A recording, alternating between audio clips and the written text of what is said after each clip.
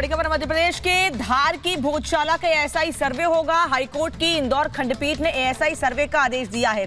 Hindu front की अर्जी पर हाईकोर्ट ने यह आदेश दिया है। याचिका में हिंदू पक्ष ने नियमित पूजा और नमाज पर रोक की मांग की थी।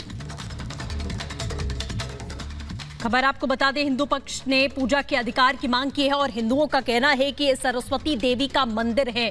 ये बड़ी खबर आपको बता दें, इंदौर हाईकोर्ट ने आदेश दिया था हिंदू फ्रंट की अर्जी पर। हाईकोर्ट का आदेश भी यहां पर सामने आ चुका है। अब भोजशाला का भी एएसआई सर्वे किया जाएगा। भोजशाला को लेकर हिंदू पक्ष ने दावा किया कि यहां पर सरस्वती मंदिर होने का दावा हिंदू पक्ष की ओर से किया गया है और इंदौर हाईकोर्ट ने एएसआई सर्वे का आदेश दे दिया है।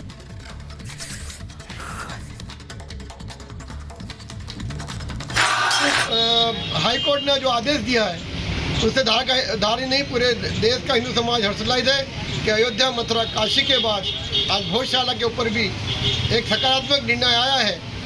उसके तथ्यों के आधार पर उसका वैज्ञानिक सर्वे का आदेश आज कोर्ट ने जारी किया है। निश्चित ही यह अब माँ की मूर्ति के आने का रास्ता प्रशस्त होगा। आज ये पहला कदम हिंदू समाज की जीत है और मैं न्यायपालिका को साधुवाद करता हूं। एएसआई सर्वे पर विष्णु शंकर जैन ने ट्वीट करके कहा, मेरी याचिका को हाईकोर्ट से मंजूरी मिल गई है। मां वाग देवी की जय। विष्णु शंकर ने सोशल मीडिया पर यह बात लिखी है। सोशल मीडिया प्लेटफॉर्म एक्स पर उन्होंने लिखा है कि मेरी अर्जी कोर्ट ने स्वीकार की है। मेरी याचिका को हाईकोर्ट से मंजूरी मिल गई है। साथ ही उन्होंने लिखा, मां वाग देवी की जय। विष्णु शंकर जैन ने ही इस मामले में याचिका लगाई थी और अब वो कह रहे हैं कि इस मामले में मैंने जो कोर्ट में याचिका लगाई थी वो स्वीकार कर ली गई है।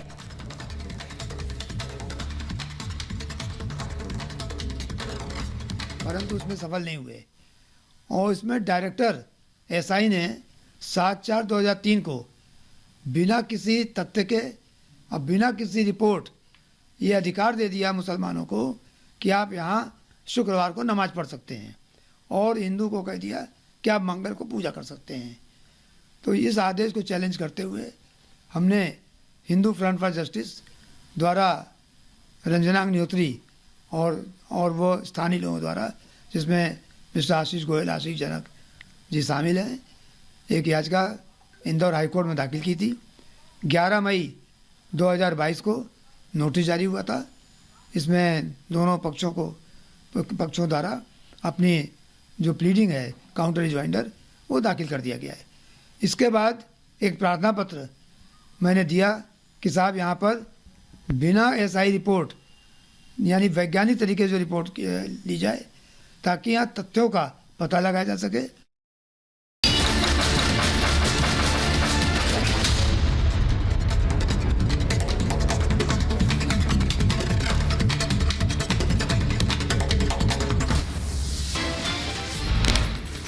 उत्तर प्रदेश के गाजीपुर में भीषण सड़क हादसा। हाईटेंशन तार की चपेट में आने से बस में लगी आग, कई लोगों के मरने की खबर। बस दुर्घटना मामले पर सीएम योगी आदित्यनाथ ने लिया संज्ञान। मृतकों के परिजनों को 5 लाख का मुआवजा और घायलों को 50,000 रुपए की आर्थिक सहायता। गुजरात के नाडियाद में निर्माणाधीन इमारत गिरी। हादसे में 4 लोग हुए घायल। घायलों को अस्पताल में कराया गया भर्ती। यूपी के लखनऊ में रफ्तार का कहर देखा गया। कार ने साइकिल और स्कूटी सवार युवक को रौंद दिया। हादसे में 2 लोगों की मौत। घटना का सीसीटीवी आया सामने। मध्य प्रदेश के धार में भोजशाला मंदिर का होगा एएसआई सर्वे। हाईकोर्ट की इंदौर बेंच का आदेश। हाईकोर्ट ने एएसआई सर्वे की मंजूरी दी। एएसआई सर्वे पर विष्णु शंकर जैन का ट्वीट लिखा, मेरी याचिका को हाईकोर्ट में मंजूरी मिली। मां वाग देवी की जय। शाहजहां केस की सीबीआई ही करेगी जांच। ममता सरकार को सुप्रीम कोर्ट से राहत नहीं। कलकत्ता हाईकोर्ट के फैसले में दखल देने से इनकार। टीएमसी नेता साइनी घोष के ट्वीट पर राजू दास का बयान, कहा ममता हिंदुओं को जोड़ने के लिए उठा रही कदम उनके प्रत्याशी का ट्वीट निंदनीय है। ऐसे लोगों को पार्टी से बाहर निकालें। बीजेपी नेता आरपी सिंह ने विपक्ष पर बोला हमला। कहा टीएमसी, राजद, कांग्रेस सबकी सोच हिंदू विरोधी। टीएमसी हो, डीएमके हो, कांग्रेस पार्टी हो, आरजेडी हो, ये जितने सो कॉल्ड इंडी अलायंस के घटक है, सबका सब हिंदू विरोधी, हिंदू सोच विरोधी। और जिस सैनी घोष को जादवपुर से टिकट दी, उस तो हद पार करी जब उसने भगवान शिव को लेकर इस प्रकार का एक ट्वीट किया था। टीएमसी उम्मीदवार के शिवलिंग को लेकर किए गए आपत्तिजनक ट्वीट पर दिवाकर आचार्य की प्रतिक्रिया। राष्ट्रपति से की कार्रवाई की मांग, रासुका लगाने का भी आग्रह किया। राष्ट्रपति द्रौपदी मुर्मू जी तथा देश के सर्वोच्च न्यायालय सुप्रीम कोर्ट के माननीय जो भी जज महोदय लोग हैं, उनसे निवेदन करना चाहता हूं कि ऐसे लोगों के ऊपर तत्काल प्रभाव से कार्यवाही करें। संदेश खाली मामले में सीबीआई ने तेज की जांच। शाहजहां शेख के 9 करीबियों को जारी किया समन, कल कोलकाता में पेश होने के लिए बुलाया। अधीर रंजन ने दी ममता को चुनौती, कहा सीट हारा तो राजनीति छोड़ दूंगा। ममता हारी तो क्या बंगाल छोड़ देंगी? महाराष्ट्र में इंडी गठबंधन में फूट, शिवसेना, यूबीटी और कांग्रेस में तकरार, उद्धव पर हमलावर हुई कांग्रेस। केंद्रीय मंत्री नित्यानंद राय ने इंडी गठबंधन पर साधा निशाना, गठबंधन को बताया भ्रष्टाचारियों घोटालेबाजों की पार्टी, कहा तुष्टीकरण की राजनीति करता है विपक्ष। महागठबंधन, इंडी गठबंधन वह भ्रष्टाचार करने वाले, घोटाला करने वाले, गरीबों के खून पसीने की कमाई और उसके हक की हकमारी करने वाले वह गठबंधन है। इंडी गठबंधन पर चिराग पासवान का बयान, कहा जल्द होगी सीट बंटवारे की घोषणा, अंतिम दौर में चल रही है वार्ता। सीट शेयरिंग को लेकर, सीटों की संख्या को लेकर, ये तमाम बातें बहुत जल्द साझा, और मैं साझा बोल रहा हूं क्योंकि हम लोग की बातचीत मोर और लेस हो चुकी है। महाराष्ट्र के कांग्रेस नेताओं ने की उद्धव ठाकरे से मुलाकात, भारत जोड़ो न्याय यात्रा के लिए आमंत्रित किया। दीपक केसरकर का उद्धव ठाकरे पर हमला, कहा कांग्रेस के दबाव में है उद्धव, अकेले लड़कर दिखाएं। कांग्रेस की मदद की जरूरी नहीं है। अगर उनको लगता है कि मैं पावरफुल हूं तो उन्होंने अकेले लड़के कुछ तो सीटें जिता के दिखाना चाहिए। आंध्र प्रदेश के उंदावली में बीजेपी टीडीपी जेएस की अहम बैठक, मीटिंग में गजेंद्र सिंह शेखावत मौजूद रहे, सीट बंटवारे पर हुआ मंथन। बीजेपी केंद्रीय चुनाव समिति की बैठक आज, महाराष्ट्र बिहार की बची सीटों पर होगी चर्चा। मीटिंग के बाद बीजेपी जारी कर सकती है उम्मीदवारों की दूसरी लिस्ट। यूपी में गठबंधन को लेकर बोले सपा अध्यक्ष अखिलेश यादव, कहा हमने सबसे पहले प्रचार शुरू किया और हमारी जीत भी सबसे पहले होगी। सबसे पहले समाजवादी पार्टी ने अपनी सीटें घोषित की। सबसे पहले समाजवादी पार्टी ने अपना प्रचार शुरू कर दिया और आप देखना सबसे पहले जीत का भी जो संदेश आएगा वो समाजवादी पार्टी और गठबंधन का होगा।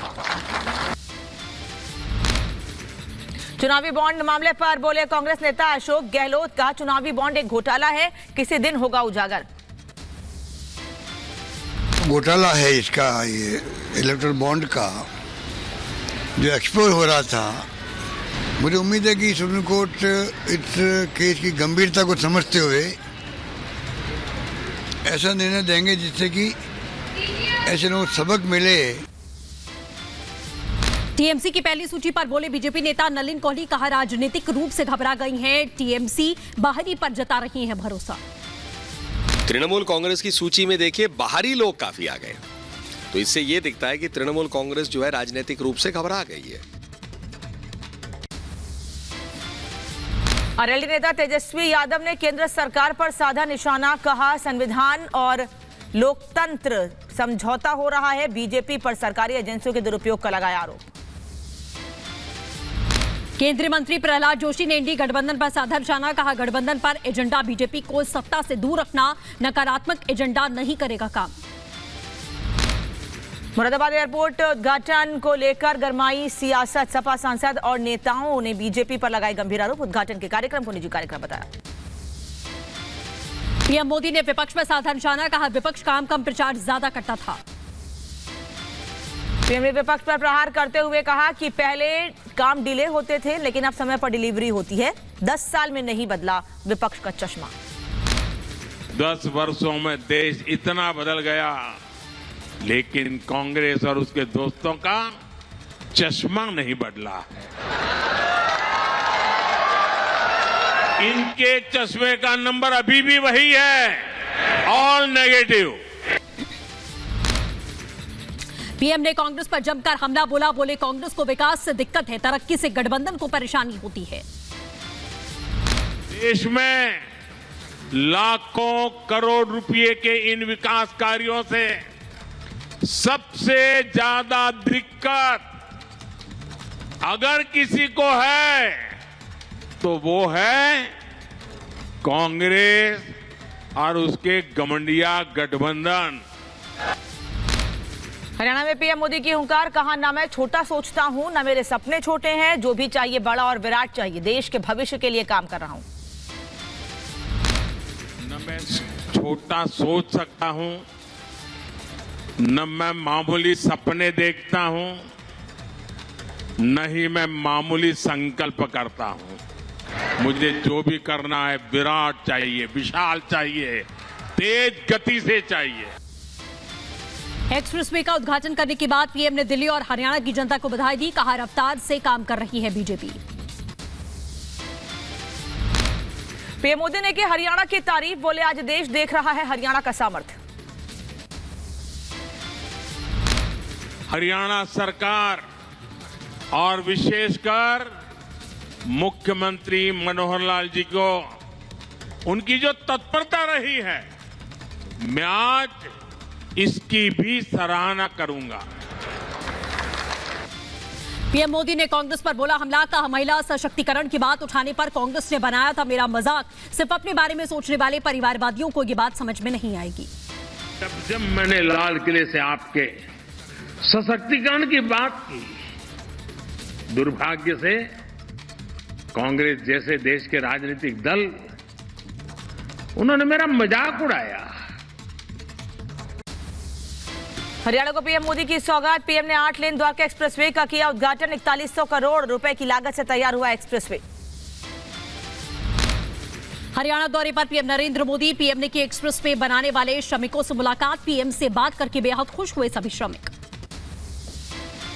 गुरुग्राम में पीएम मोदी का भव्य रोड शो में उमड़ी लोगों की भीड़, पीएम ने जनता का किया अभिवादन। पीएम मोदी के रोड शो में दिखा लोगों का उत्साह, हाथों में पीएम के पोस्टर लेकर नजर आए लोग। रोड शो के दौरान बच्चे ने भी किया पीएम का अभिवादन। पीएम मोदी ने 8 लेन द्वारका एक्सप्रेसवे का देखा मॉडल, पीएम के साथ सीएम खट्टर, केंद्रीय मंत्री नितिन गडकरी मौजूद रहे। नमो ड्रोन दीदी योजना कार्यक्रम में बोले पीएम मोदी, कहा 1 करोड़ बहनें लखपति दीदी बन चुकी हैं, यह आंकड़ा छोटा नहीं है। कार्यक्रम के दौरान बोले पीएम मोदी, कहा अब 3 करोड़ लखपति दीदी के आंकड़े को करना है पार, पिछली सरकारों के नसीब के सहारे छोड़ दिया। नमो ड्रोन दीदी योजना का शुभारंभ के बाद में पीएम मोदी ने महिलाओं के साथ उड़ाए ड्रोन दीदियों से पीएम मोदी ने बात की। नमो ड्रोन दीदी योजना का शुभारंभ, योजना के तहत पीएम ने 1094 नमो ड्रोन दीदी सौंपे, महिलाओं को ड्रोन के जरिए खेती करने की दी जाएगी ट्रेनिंग। चुनावी बॉन्ड पर सुप्रीम कोर्ट में हुई सुनवाई, कोर्ट ने खारिज की एसबीआई की अर्जी, ब्यौरा देने के लिए मांगा था और समय। सुप्रीम कोर्ट ने एसबीआई को दिया निर्देश, कल जानकारी देने को कहा, साथ ही 15 मार्च तक इसी ब्यौरा अपनी वेबसाइट पर अपलोड करने को कहा। चुनावी बॉन्ड मामले पर वकील जया ठाकुर का बड़ा बयान, कहा मामले में पारदर्शी फैसले के लिए बनाई जाए विशेष कमेटी, प्रधानमंत्री, एलओपी और चीफ जस्टिस कमेटी में शामिल हों। मैं बहुत खुश हूं कि कोर्ट ने इस मुद्दे की गंभीरता को समझा। अगर वो तारीख बढ़ा देते तो मुझे लगता है मेरी तो सारी एक्सरसाइज ही वेस्ट हो जाती, क्योंकि कहीं ना कहीं इन्होंने स्कीम्स में कुछ प्रॉब्लम्स कर रखी हैं, कुछ लूप होल्स हैं जिसको ये फुलफिल करना चाह रहे थे, इसीलिए इनको समय चाहिए था। अदरवाइज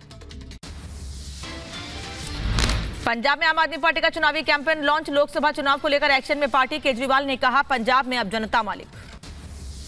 पंजाब में केजरीवाल ने सभी 13 सीटें जीतने का दावा किया, बोले 75 साल में पहली ईमानदार सरकार आई है, आम जनता के लिए काम कर रही है।